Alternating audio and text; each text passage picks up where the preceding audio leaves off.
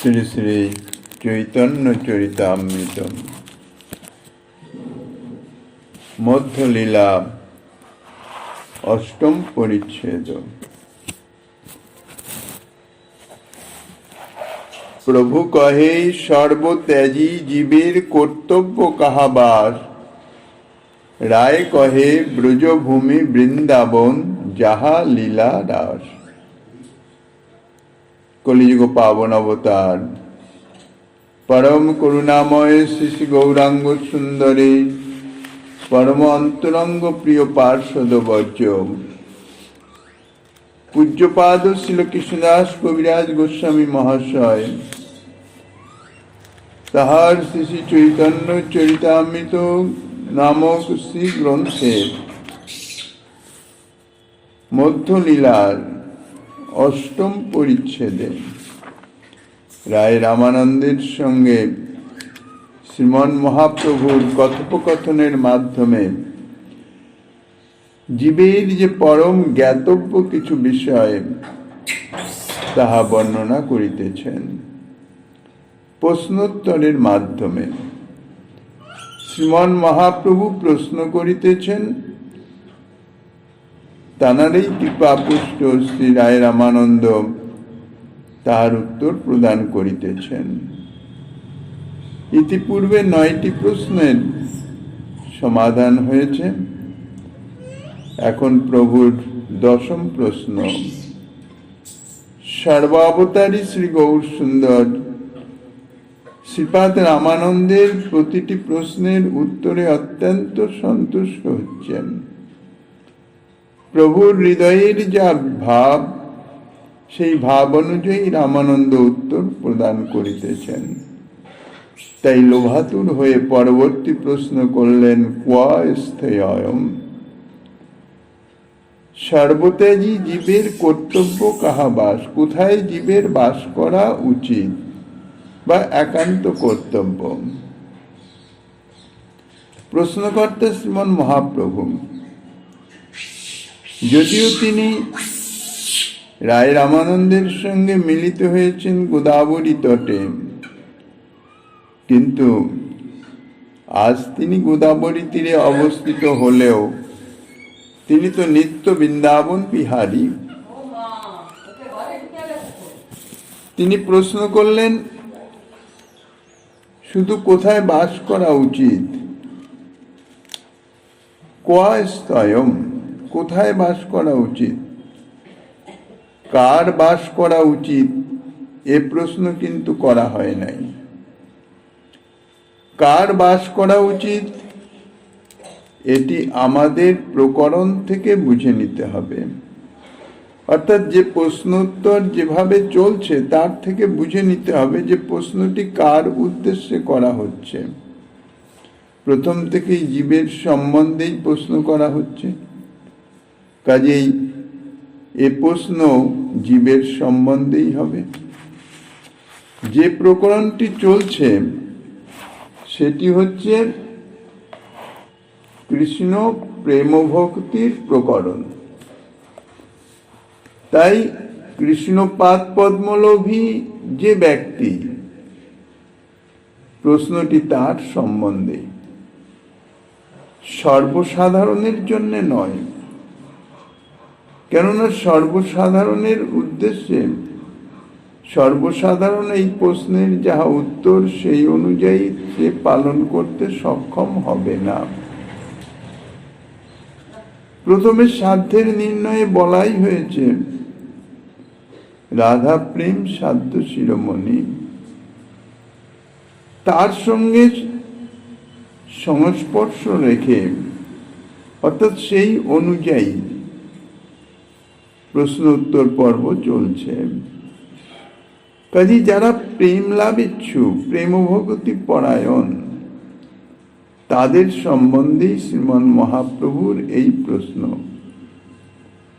কাজেই যারা শ্রীকৃষ্ণ পাদ পদ্ম প্রাপ্ত হতে চান, শ্রীকৃষ্ণ পাদ পদ্ম ভজনে রত,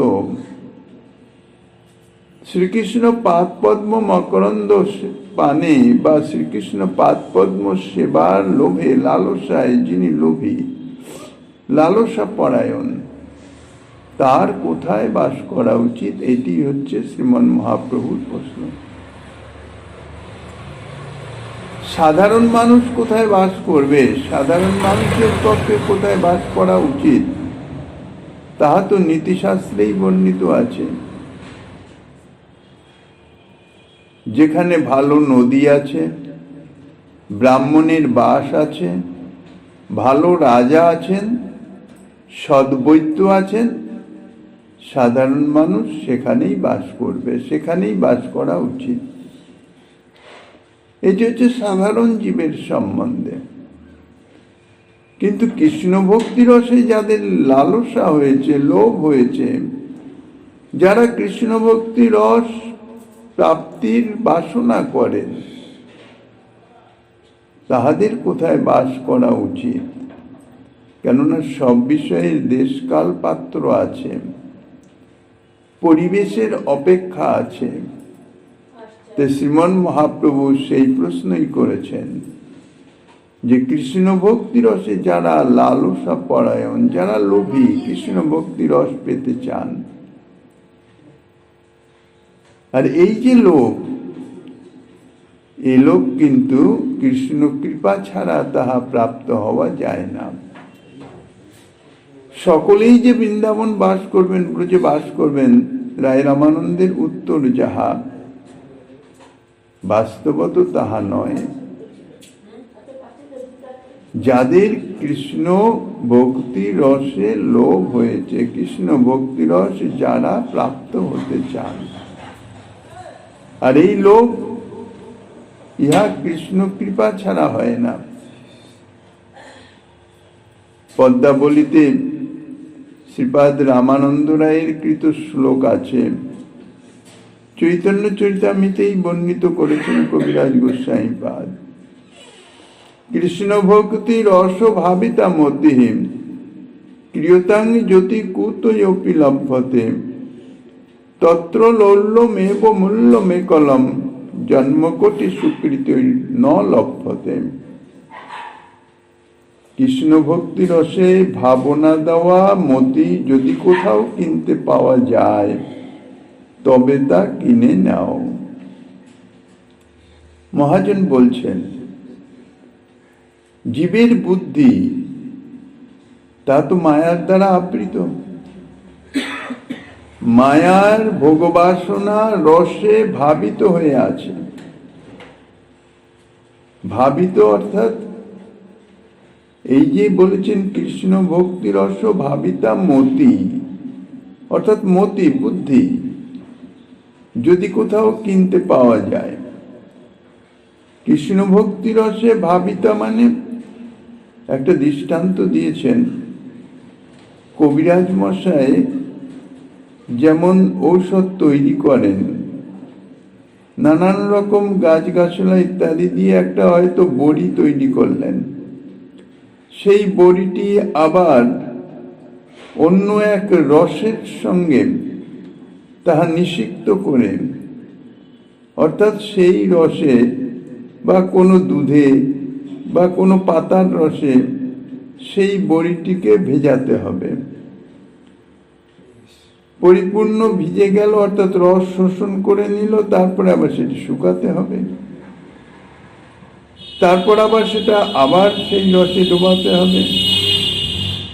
এইভাবে রসে ডোবানো এবং তোলা এই করতে করতে হয় কি, সেই বড়িটির প্রতি রন্ধ্রে রন্ধ্রে সেই রস সিঞ্চিত হয়ে যায়, সংক্রামিত হয়ে যায়। অর্থাৎ সেই রসের, যে রসের মধ্যে বড়িটি ডোবাচ্ছে, সেই রসের গুণ প্রতি কণিকাতে অনুপরমাণিত সংক্রামিত হয়ে যায়। তার ফলে হয় কি, ওই ঔষধটি ক্রিয়া করে খুব ভালো। তা আমাদের যে মতি বা বুদ্ধি, সেটি মায়াচ্ছন্ন, অর্থাৎ মায়ার রসে, অর্থাৎ ভোগ বাসনার উপর রসে তাহা ভাবিত হয়ে আছে।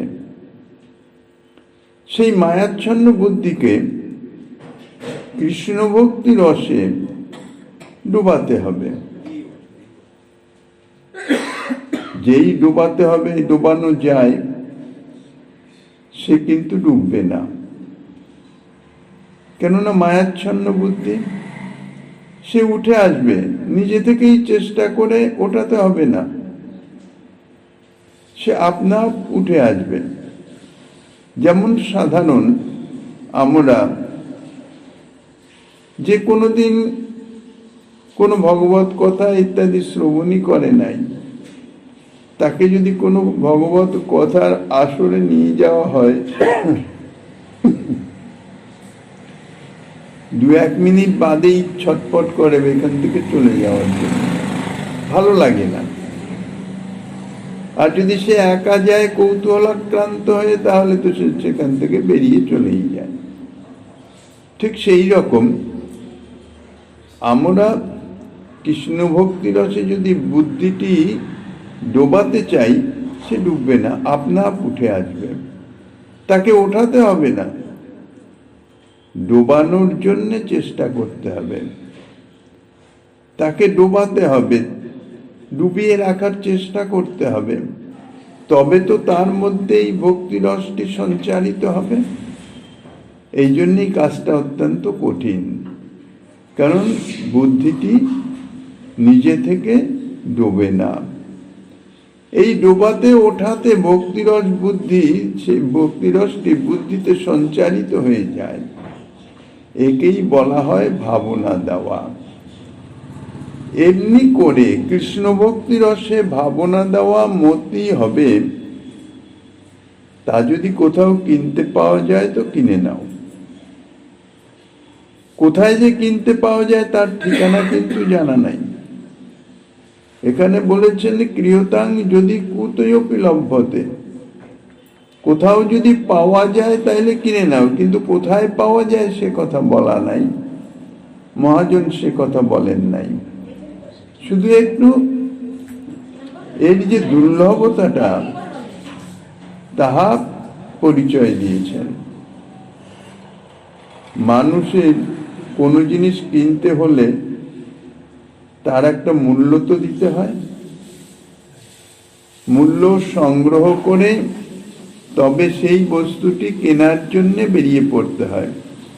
খুঁজতে খুঁজতে খুঁজতে খুঁজতে যদি কোথাও পাওয়া যায়, তাহলে সেটি মূল্য প্রদান করে সে ক্রয় করতে পারে, নিজের করে নিতে পারে।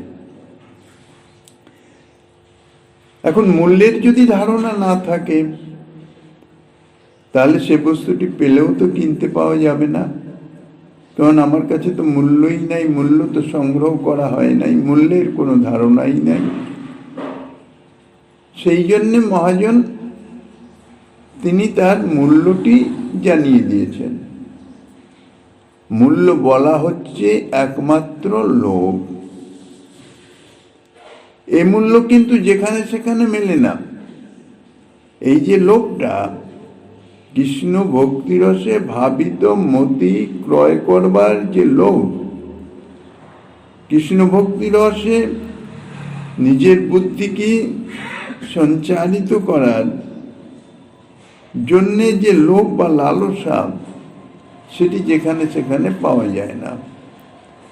একমাত্র সাধুগুরু বৈষ্ণবের পাদপদ্ম বাজারেই সেই লোভ বা লালসা, সেই মূল্য পাওয়া যায়। এখন কোনো ব্যক্তির যে লোভ হয়েছে তা কি করে বোঝা যাবে?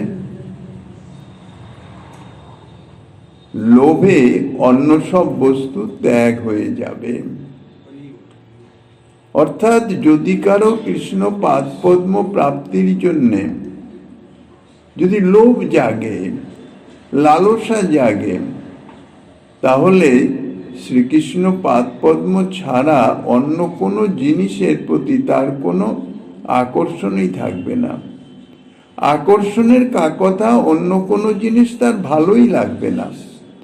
যে বস্তুটির প্রতি তার লোভ, শুধুমাত্র সেইটি সে চায়, সেইটি তার ভালো লাগে, তাছাড়া অন্য কোনো জিনিস আর ভালো লাগে না।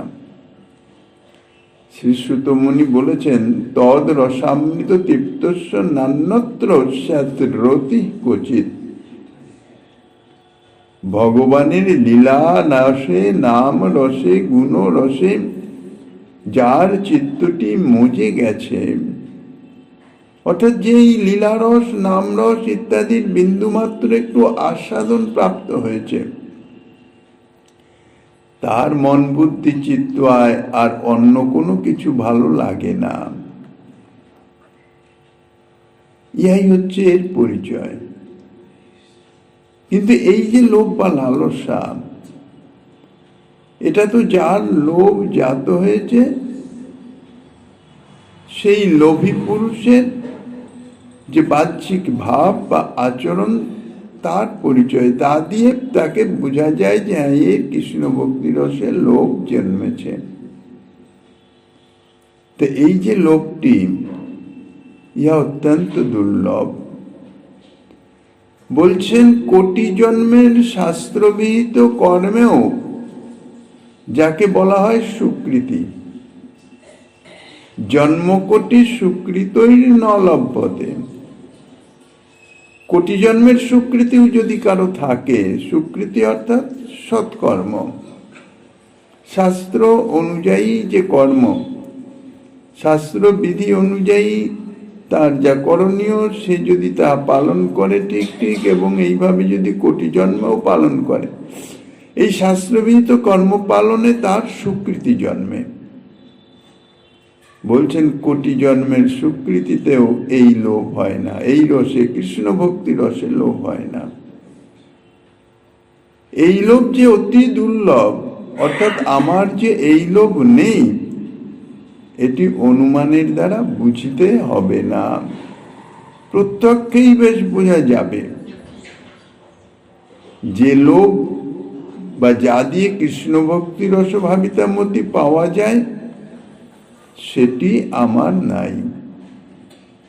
কেননা আমার যদি কৃষ্ণ ভক্তি রসে লোভ হতো, তাহলে কৃষ্ণ ভক্তি ছাড়া অন্য কোনো বিষয়ের প্রতি আমার কোনো আকর্ষণ থাকতো না। কিন্তু আমার তো অন্য সব প্রাকৃত বস্তুতে লোভ আছে, লালসা আছে। অন্য প্রাকৃত বস্তু প্রাপ্তিতে তো মনে মনে বেশ সুখানুভব হয়। আর যাদের কৃষ্ণ ভক্তি রসে লোভ, তারা কৃষ্ণ ভক্তি রস ব্যতীত অন্য যাহাই প্রাপ্ত হোক, তাহাতে তার সুখানুভব তো দূরে থাক, বিরক্তি অনুভব হয়। তা আমার তো অন্য সব প্রাকৃত বস্তুতে লোভ আছে, কৃষ্ণ পাদপদ্মে তো লোভ নাই। কৃষ্ণ পাদপদ্ম পাওয়ার ইচ্ছা বা আকাঙ্ক্ষা, সেটা তো অন্তর থেকে অনুভব করি না। তাহলে এই লোভ সংগ্রহের উপায় কি? কি করে আমি লোভ পাবো? যদি লোভ পাওয়ার লোভ থাকে, তাহলে আত্মসমর্পণ করতে হবে। কোনো কর্ম দ্বারা তাহা হবে না, অর্থাৎ কৃতকর্মের দ্বারা তা হবে না। কেননা এই লোভটি জমা আছে কোথায়? সাধুগুরু বৈষ্ণবের কাছে, তানাদের কাছে এই লোভটি জমা আছে। তানাদের চরণে যদি আত্মসমর্পণ করতে পারা যায়, তাইলে সেই এই আত্মসমর্পণের নালিকা পথে সেই সাধুগুরু বৈষ্ণবের অন্তরের যে লোভটি, সেই লোভটি আত্মসমর্পণকারীর চিত্তে সঞ্চারিত হতে পারে। এখন প্রশ্ন হচ্ছেন, গৌর সুন্দর নিজেই তো নন্দনন্দন, নন্দের নন্দন যেই শচীসুত হইল, সেই বলরাম হইল নিতাই। তাহলে সেই ব্রজেন্দ্র নন্দন কৃষ্ণ, তিনি তো স্বয়ং গৌর সুন্দর, তিনি নিজেই। তাই তিনি তো ভালোই জানেন যে কৃষ্ণ ভক্তি লোভীদের কোথায় বাস করা উচিত। তাহলে তিনি কেন আবার তাহার রামানন্দ রায়কে প্রশ্ন করলেন? কৃষ্ণ যে গৌর হয়েছেন, তিনি কৃষ্ণ হয়েও আজ গৌর স্বরূপে তিনি সেই কৃষ্ণ ভক্তির কাঙাল, অর্থাৎ তিনি ভক্ত রূপে সেই কৃষ্ণ ভক্তি রস পাওয়ার লালসা নিয়েই যেন তিনি গৌর স্বরূপে অবতীর্ণ হয়েছেন। কবিরাজ গোস্বামীপাদ বলেছেন, কৃষ্ণদাস অভিমানে যে আনন্দ সিন্ধু, কোটি ব্রহ্মানন্দ তার আগে নহে এক বিন্দু। অর্থাৎ শ্রীকৃষ্ণের চিত্ত সমর্পণকারী, আমি কৃষ্ণ দাস, অন্তর থেকে যদি তা অনুভব হয়, অর্থাৎ সেই যে অভিমান, আমি দাস। আমাদের নানান রকম অভিমান আছে, আমি ধনী, আমি মানি, আমি জ্ঞানী ইত্যাদি বহুবিধ অভিমান আমাদের চিত্তে বিদ্যমান আছে, এবং তাতে আমরা সুখানুভবও করি। কিন্তু এই যে সুখ অনুভব জাগতিক হিসাবে চতুর্বর্গের মধ্যে যারা মুক্তি লাভ করেছেন, অর্থাৎ ব্রহ্মানন্দ যারা প্রাপ্ত হয়েছেন, তারা এমনই আনন্দ অনুভব করছেন যা নিরবিচ্ছিন্ন এবং যার কোনো বিনাশ নাই।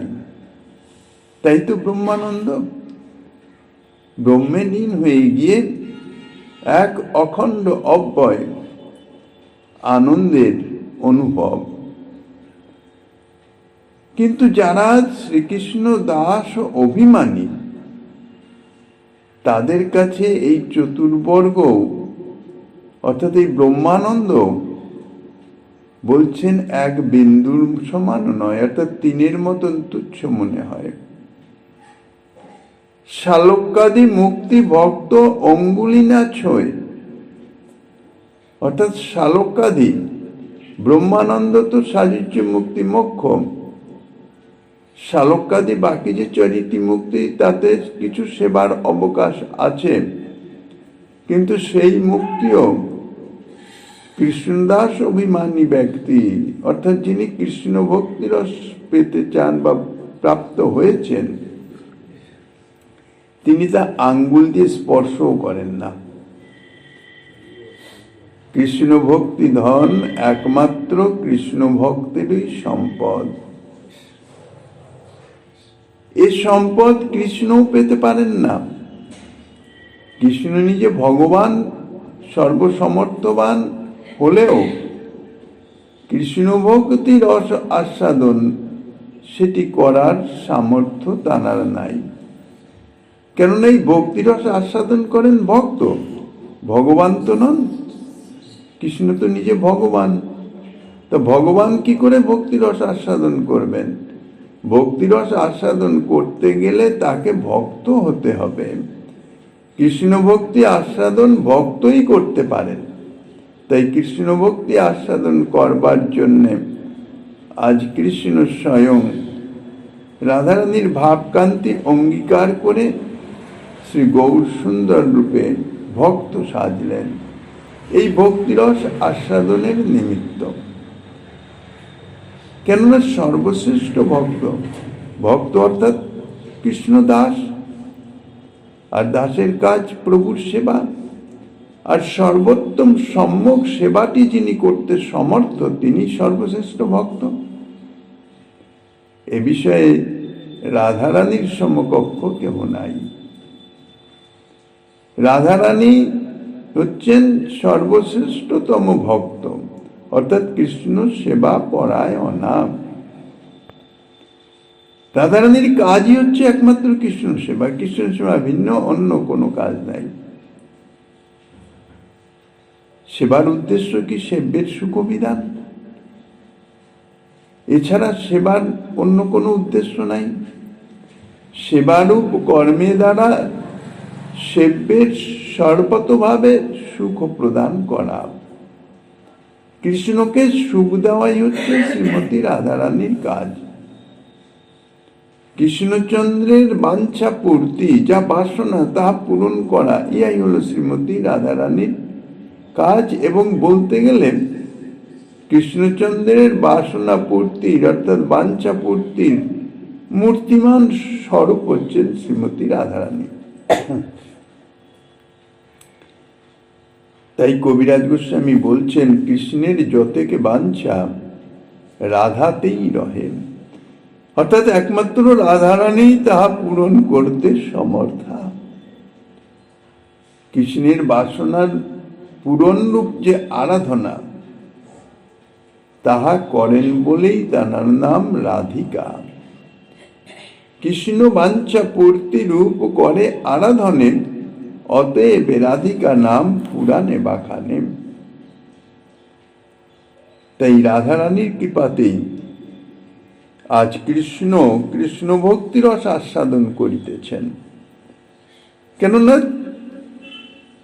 সেই ভক্তিরস ভক্তের নিকটেই আছে, মানে থাকে।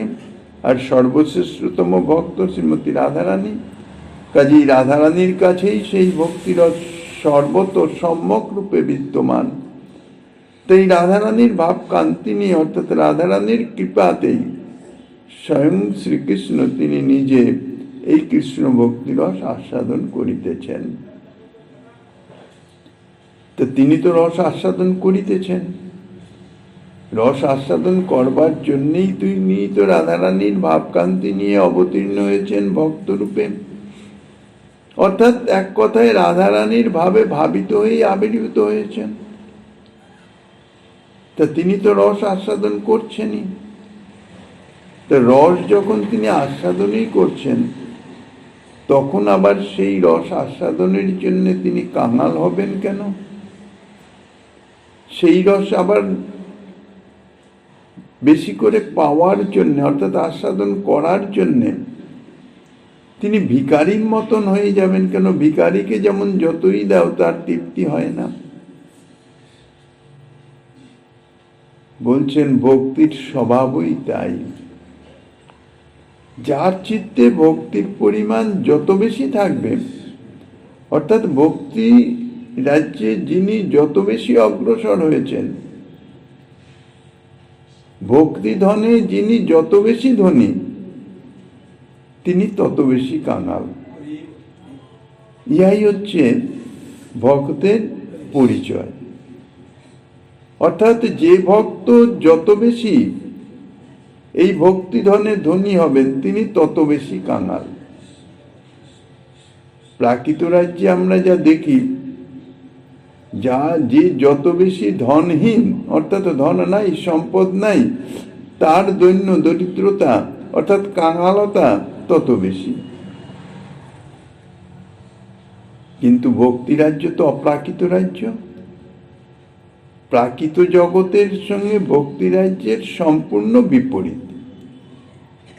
প্রাকৃত রাজ্যে যার নাই সে কাঙাল, আর অপ্রাকৃত এই ভক্তি রাজ্যে যার আছে সে কাঙাল। প্রাকৃত রাজ্যে যার যত নাই সে তত কাঙাল, ভক্তি রাজ্যে যার যত আছে সে তত কাঙাল। অর্থাৎ যে যত পূর্ণ সে তত দিন, সে তত কাঙাল। ইহাই হচ্ছে ভক্তির বিচিত্র স্বভাব, স্বরূপগত ধর্ম। বৃহৎ ভাগবতামৃত এবং লঘু ভাগবতামৃত গ্রন্থে প্রসঙ্গ আছে যে দেবর্ষিপাদ নারদ মহারাজ যুধিষ্ঠির এবং পিতামহ ভীষ্মকে এই কৃষ্ণ ভক্তি আলোচনা প্রসঙ্গে প্রহ্লাদ চরিত্র বর্ণনা করেছেন। রাষ্ট্রীয় যজ্ঞে যে যার নিজ নিজ কাজে ব্যস্ত আছেন, কিন্তু নারদ তো উনি অন্য কোনো কাজ করেনই না। বিনা যোগে সদা সর্বদাই কৃষ্ণের নাম গুণ ইত্যাদি তাহাই গান করেন। তিনি কৃষ্ণ কথা প্রসঙ্গহীন হয়ে, অর্থাৎ কৃষ্ণ কথা শূন্য অবস্থায় তিনি থাকতে পারেন না। তিনি যাই করুন না কেন, কৃষ্ণ কথা তার সঙ্গে থাকবেই। যেখানেই থাকুন না কেন সেখানে কৃষ্ণ কথা থাকবে। তাই তিনি সেই প্রসঙ্গই করছেন, কৃষ্ণ কথা প্রসঙ্গ করছেন। দেবর্ষিপাদ নারদ যখন প্রহ্লাদের ভক্তির কথা বলছেন, তখন মহারাজ যুধিষ্ঠির বিমনা হয়ে পড়লেন। মহারাজ যুধিষ্ঠির তিনিও তো কৃষ্ণ ভক্ত। মহারাজ যুধিষ্ঠিরের কথা নয়, অন্তরের ভাব। তিনি যাহা কিছু করছেন সব কৃষ্ণেরই জন্যে, কৃষ্ণের সুখবিধানের নিমিত্ত। রাজ্য পাঠ ইত্যাদি যা করছেন সবই তার জন্য। তার দৃষ্টান্তও দিয়েছেন, প্রমাণও দিয়েছেন। যে মুহূর্তে অর্জুনের মুখে শুনলেন যে শ্রীকৃষ্ণ, দ্বারকাধীশ শ্রীকৃষ্ণ, তিনি লীলা সম্বরণ করেছেন, ধরাধামে আর প্রকট নাই, সঙ্গে সঙ্গে যুধিষ্ঠির মহারাজ পরীক্ষিতকে রাজ্যভার দিয়ে রাজ্য সম্পদ সমস্ত ত্যাগ করে তিনি মহাপ্রস্থানের পথে চলে গেলেন। কেননা শ্রীকৃষ্ণের সেবার নিমিত্তই তার এই রাজ সম্পদ যা কিছু সব তিনি অঙ্গীকার করেছেন।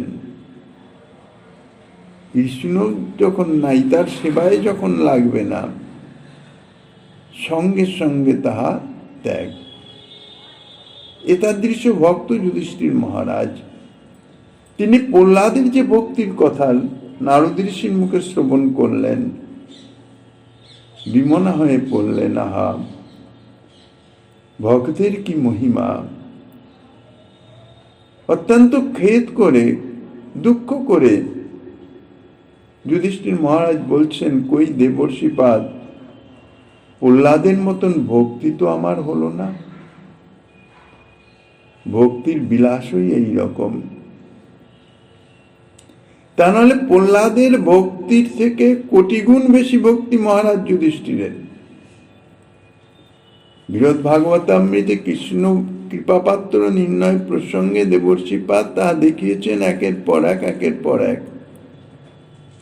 কিন্তু মহারাজ যুধিষ্ঠির প্রহ্লাদের ভক্তির কথা শ্রবণ করে বলছেন, এই জাতীয় ভক্তি তো আমার হলো না, ভগবানের প্রতি এই জাতীয় প্রীতি তো আমার নাই।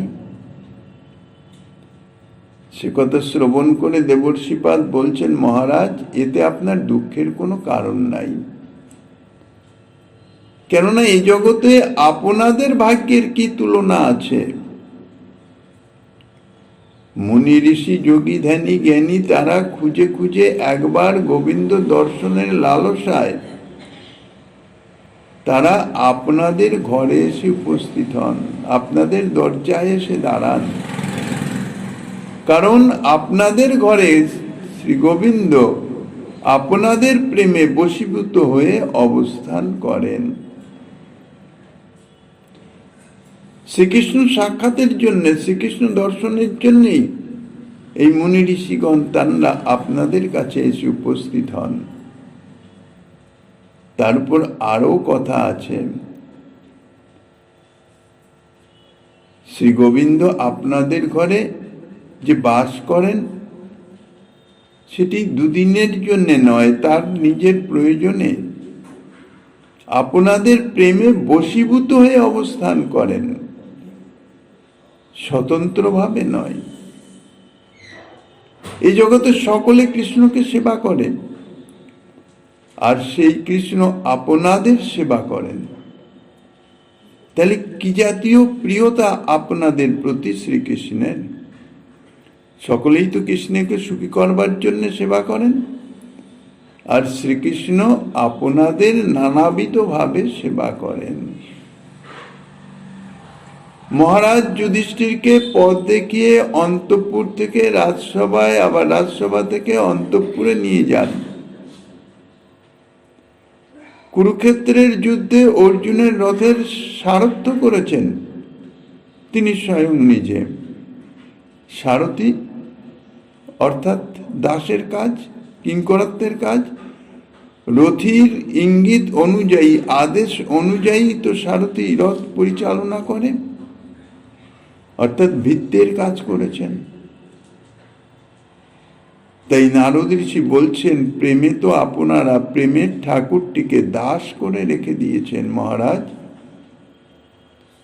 কাজী আপনার ভক্তির তো বিন্দুমাত্র কমতি নাই। সমস্ত শাস্ত্র বিচার করে দেখা গেছে কৃষ্ণ ভক্তি হচ্ছে সর্বোত্তম, আর যার কৃষ্ণে ভক্তি আছে তিনিও সর্বোত্তম। এই কৃষ্ণ ভক্তির মহাজন বা ভান্ডারী হলেন শ্রীমতী রাধা ঠাকুরানী।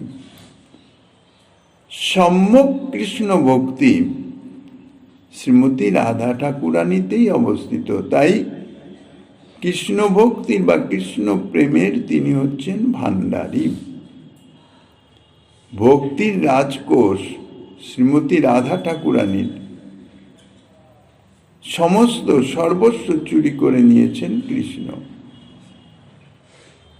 তাই তিনি আজ সর্বোত্তম রূপেই ভক্তি পেয়েছেন।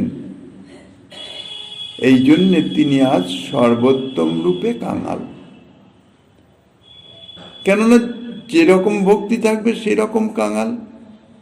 তো সর্বোত্তম রূপ ভক্তি, রাধা ঠাকুরানীর ভক্তি তিনি পেয়েছেন, তাই আজ তিনি সর্বোত্তম রূপে কাঙাল।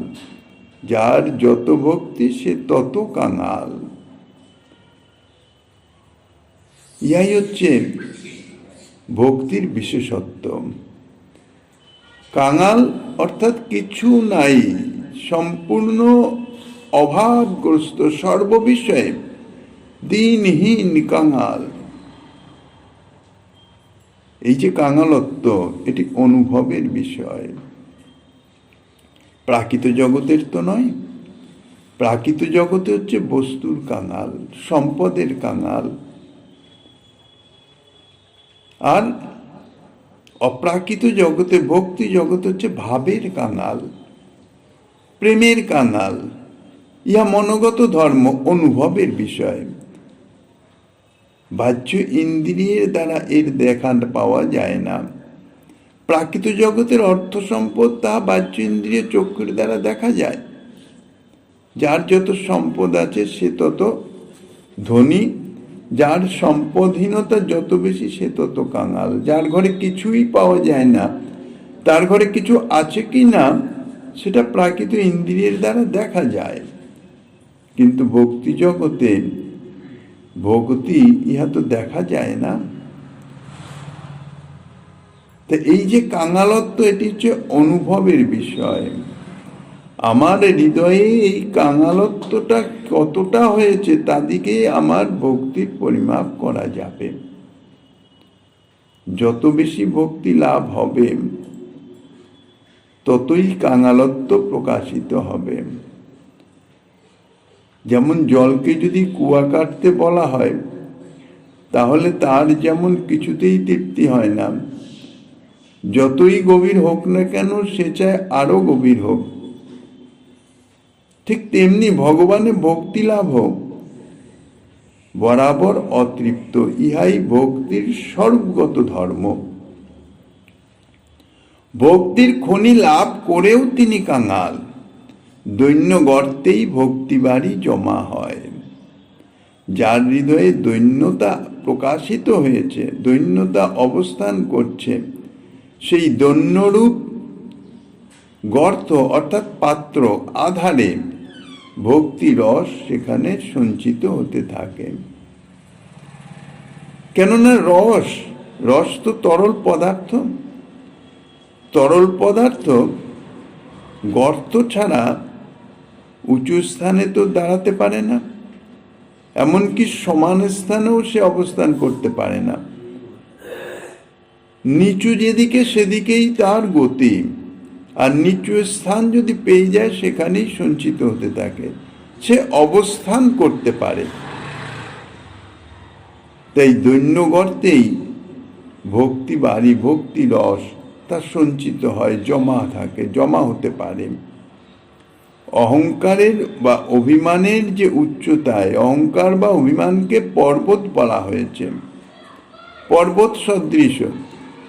যেমন যতই বৃষ্টি হোক না কেন পর্বতে এক বিন্দু জলও দাঁড়ায় না, সঙ্গে সঙ্গে প্রবাহিত হয়ে নিচে চলে আসে। অর্থাৎ যে স্থান নিচু সেইখানে এসে সে সঞ্চিত হতে থাকে।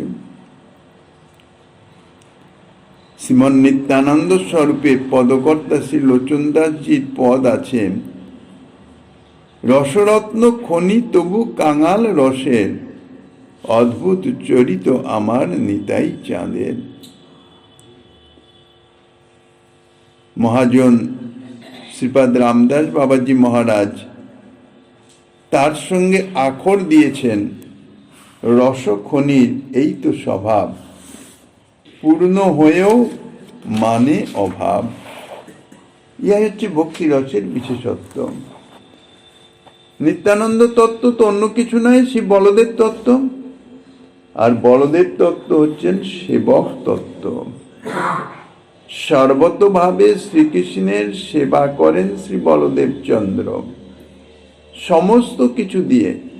অর্থাৎ কৃষ্ণ সেবার যাহা কিছু উপকরণ, সমস্ত কিছুই কিন্তু শ্রী বলদেব তত্ত্ব। গৌর সেবার যাহা কিছু উপকরণ, সমস্ত কিছুই হচ্ছেন শ্রী নিত্যানন্দ তত্ত্ব।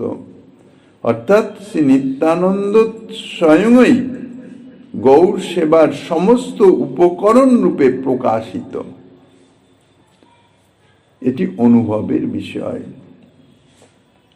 আমরা যে সমস্ত উপকরণ দিয়ে ভগবত সেবা করি, অর্থাৎ শ্রীকৃষ্ণের সেবা করি, শ্রীকৃষ্ণের শয্যা, আসন, বসন, ভূষণ, বর্তন, সমস্ত কিছুই এই বলদেব তত্ত্ব, অর্থাৎ বলদেব চন্দ্র স্বয়ং তিনি সেই রূপে প্রকাশিত। তা নইলে তো কৃষ্ণ সেবায় লাগবে না। কোনো প্রাকৃত বস্তু তো অপ্রাকৃত ভগবত সেবায় কখনো লাগতে পারে না, ভগবতের সান্নিধ্যেই আসতে পারে না। আমাদের অন্তরে যদি এই তত্ত্ববোধটি না জন্মায়, তাহলে সেই উপকরণ দিয়ে কি করে শ্রীকৃষ্ণের সেবা হবে? সে তো প্রাকৃত জগতের প্রাকৃত বস্তু মনে করে ভগবানের সামনে ধরে দিলাম, কিন্তু অপ্রাকৃত ভগবত সেবায় তো তা লাগবে না। কিন্তু সেই প্রাকৃত বস্তুই যদি অন্তরের ভাবে, ভক্তির ভাবে যদি তাহার তত্ত্ব অনুভব করে সেই অপ্রাকৃত অন্তরের ভক্তিরস মিশ্রিত হয়ে ভগবত সান্নিধ্যে, ভগবত সম্মুখে উপস্থাপনা করা যায়, তাহলে শ্রী ভগবত সেবায় তাহা লাগে, অর্থাৎ ভগবান তাহা গ্রহণ করেন। এই তত্ত্বগুলি আগে সেবকের অনুভব করতে হবে। ভগবত সেবার যা কিছু, সমস্ত কিছুই অপ্রাকৃত, অর্থাৎ শ্রী বলদেব চন্দ্র, শ্রী শঙ্কর্ষণ তত্ত্ব, শয্যাসন, সমস্ত কিছু তিনি নিজেই হয়ে আছেন, সর্বরূপে তিনি সেবায় নিয়োজিত। এই জন্যে শ্রী বলদেব চন্দ্র হচ্ছেন সেবক তত্ত্ব। সেবক যেমন সেবের সর্ববিধ সেবা করেন, সেই রকম পিপাসার্ত ব্যক্তি যেমন জিজ্ঞাসা করে জল কোথায় পাওয়া যাবে, কৃষ্ণ ভক্তি রসের মহাজন শ্রী গৌর সুন্দরও তেমনি এক বিন্দু কৃষ্ণ ভক্তি রস কোথায় পাওয়া যাবে সে সম্বন্ধে কাতর হয়ে রায় রামানন্দকে প্রশ্ন করিতেছেন। আর শ্রী গৌর সুন্দরের কি পাপুষ্ট রায় রামানন্দ প্রেমী ভক্ত, তার তো কিছু অজ্ঞাত নাই, তিনি তো অনুভবী। এ হলো ভগবানের দিয়ে গ্রহণ। যেমন শ্রী গোবিন্দ চন্দন, পুষ্প, গঙ্গাজল মানুষকে দিয়েছেন, কি জন্যে?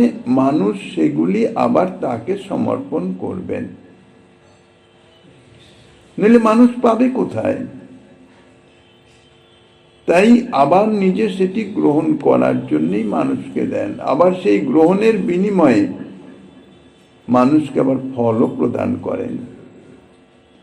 মানুষ যে তাকে বস্তুটি দিচ্ছে, এটি তো তারই দেওয়া বস্তু, এটা তো মানুষের নয়, নিজস্ব নয়, কিন্তু সেটি তিনি মনে রাখেন না। মানুষ যে তাকে দিচ্ছে, কার বস্তু দিচ্ছে সেটি তিনি বিচার করেন না। মানুষ যে তাকে দিচ্ছে এটি তিনি ধরেন, এটি গ্রহণ করেন এবং তার ফল প্রদান করেন। তাই মানুষের এই দানেরই ভগবান ফল দান করেন।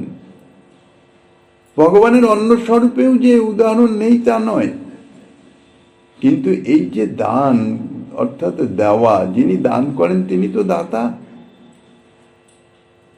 সর্বশ্রেষ্ঠ দান যিনি করেন তিনি সর্বশ্রেষ্ঠ দাতা। গৌর স্বরূপে এই দাতৃত্ব অর্থাৎ এই দানের উদারতা সবচেয়ে বেশি। কেননা সর্বোত্তম দানটি কি? তা হচ্ছে ভক্তি দান, প্রেম দান। প্রেমের চেয়ে সর্বোত্তম বস্তু তো জীবের আর কিছু নাই। প্রেমই তার প্রয়োজন। তাই প্রেমই যিনি দিতে পারবেন, এই প্রেম পেলে তার তো আর কোনো কিছু পাওয়ার বাকি থাকে না। তাহলে প্রেম যিনি দান করেন তিনি সর্বোত্তম দাতা। প্রেমই হচ্ছে সর্বোত্তম দান। তাই মহাজন বলছেন, এ ভক্তি তো কাকেও দিই নাই, যে ভক্তি আমাকে সম্বন্ধের বন্ধনে বাঁধে, যে ভক্তি আমাকে বশ করে, অধীন করে, সে ভক্তি তো আমি কাউকে দেই নাই। শ্রী গোবিন্দ তিনি দাপরের কৃষ্ণ স্বরূপের লীলা সমাপন করে তিনি মনে মনে চিন্তা করছেন, ভাবনা করছেন যে এই যে ব্রজ প্রেম, এই যে প্রেম, প্রেম সেবা, এটি তো জীবকে আমি দেই নাই। বহুকাল ধরে এই প্রেম সেবা দেওয়া হয়নি, কারণ শ্রীকৃষ্ণ ছাড়া এই প্রেম তো অন্য কোনো ভগবৎ স্বরূপ দিতে পারেন না। পুত্র সখা প্রাণপতি করা, এই সম্বন্ধের বন্ধনে বাঁধা, এই যে ভক্তি, এই ভক্তি তো কাউকে দেই নাই। গোবিন্দকে বলা হয়েছে চৌরাগ্রগণ্য শিরোমণি, চোরের শিরোমণি। কিন্তু ইচ্ছা করে কি চোর ধরা পড়তে চায়? মনের মতো লোকের কাছেই ভক্তিরজ্জু, প্রেমরজ্জুতেই তিনি একমাত্র বাধা পড়েন। তাই তার মনের মতো লোকের চরণে যারা শরণ গ্রহণ করে তাদের কাছেও তিনি সেই রকম বাধা পড়ে যান। কৃষকের অজ্ঞাতে ভগবান যেমন রাত্রিতে তাহার ভূমি সুবৃষ্টির দ্বারা পূর্ণ করে রাখেন, কৃষক জানতেই পারে না, কেননা রাত্রির বেলায় কৃষক তো বিশ্রামে থাকে।